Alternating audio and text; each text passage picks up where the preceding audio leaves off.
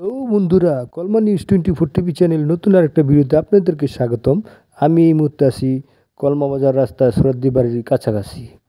এখানে একটি এই, উম, অটোকে সাইড দিতে গিয়ে একটি ব্যাটারিতে চালিত রিক্সা খালে পড়ে গেছে। সেখানে দুইজন মহিলা যাত্রী ছিলেন, কিন্তু অল্পের জন্য বেঁচে গেছেন। রিক্সা পুরোপুরি খালে চলে যায়নি, সেখানে কিন্তু আহত নিহতের কোনো ঘটনা ঘটেনি। যাত্রী দুজন তারা সুস্থ এবং ভালো আছে। কলমা নিউজ 24 টিভিকে তারা এমনটি জানিয়েছেন।